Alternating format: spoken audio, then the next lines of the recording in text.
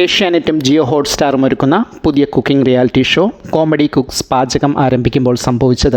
നിലവിൽ ശനി ഞായർ ദിവസങ്ങളിൽ രാത്രി 9 മണിക്കാണ് കോമഡി കുക്സ് സംപ്രേഷണം ചെയ്യുക. എപ്പിസോഡുകൾ ജിയോ ഹോട്ട്സ്റ്റാറിലും ലഭ്യമാണ്. ഈ ഷോയുടെ അപ്ഡേറ്റുകൾ അറിയാൻ ആഗ്രഹിക്കുന്നവർ ഈ ചാനൽ ഇപ്പോൾ തന്നെ സബ്സ്ക്രൈബ് ചെയ്തോളൂ. നിലവിൽ 8 വീതം കുക്കുകളും പൂക്കികൾ എന്ന കൊമേഡിയന്മാരും ഈ ഷോയുടെ ഭാഗമായുണ്ട്. ഇവരുടെ ആദ്യ കുക്കിംഗ് വിശേഷങ്ങൾ ഇങ്ങനെ: ഓരോ കുക്കും പാചകം ചെയ്യേണ്ടത് അവരുടെ പേഴ്സണാലിറ്റിയുമായി ബന്ധപ്പെട്ട് നിൽക്കുന്ന ഒരു ഡിഷാണ്. അത് അവരവർക്ക് തന്നെ തീരുമാനിക്കാം. പക്ഷേ കുക്കിങ്ങിൽ ചില ട്വിസ്റ്റുകളൊക്കെയുണ്ട്. കുക്കിങ്ങിനിടയിൽ കുക്കുകളുടെ കയ്യിൽ ഒരു ഹിൻഡ്രൻസ് ഉണ്ടാകും. അതായത് കയ്യിൽ ഇടേണ്ട നീളമുള്ള ചില പ്രോപ്പർട്ടികൾ ഉണ്ടാകും. അതുകൊണ്ട് ഇത് കയ്യിലിട്ടാൽ പിന്നെ കുക്കിംഗ് നടക്കില്ല.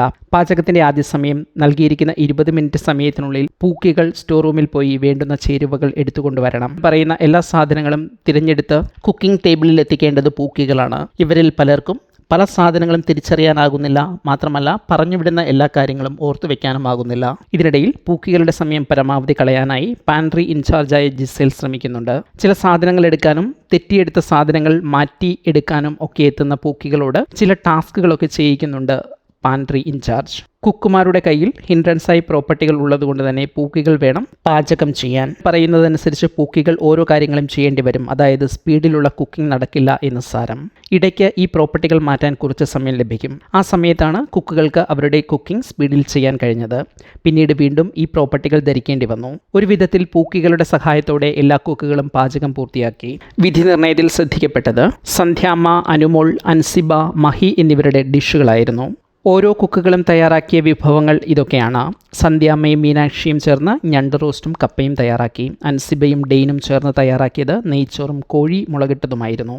ശബരീഷും നിവിനും ചേർന്ന് സ്പാനിഷ് ടോട്ടില തയ്യാറാക്കി. അനുമോളും അശ്വിനും ചേർന്ന് ചോറ്, ചിക്കൻ തോരൻ, സലാഡ് എന്നിവ തയ്യാറാക്കി. സുചിത്രയും എവിനും ചേർന്ന് തയ്യാറാക്കിയത് പ്രോൺസ് ബിരിയാണിയാണ്. സാബുമോനും ശ്രീവിദ്യയും ചേർന്ന് മുത്തബല്ലും ഇന്ത്യൻ പറാത്തയും തയ്യാറാക്കി.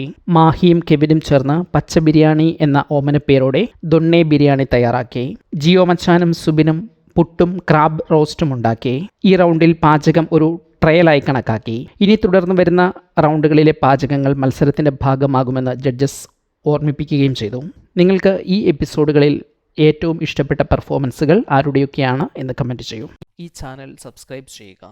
ഒപ്പമുള്ള ബെല്ലൈക്കൺ അമർത്തി ഓൾ എന്ന ഓപ്ഷൻ തിരഞ്ഞെടുക്കുക. അഭിപ്രായങ്ങൾ കമൻറ്റായി രേഖപ്പെടുത്തുക. വീഡിയോ ഷെയർ ചെയ്യുന്നത് പരിഗണിക്കുക.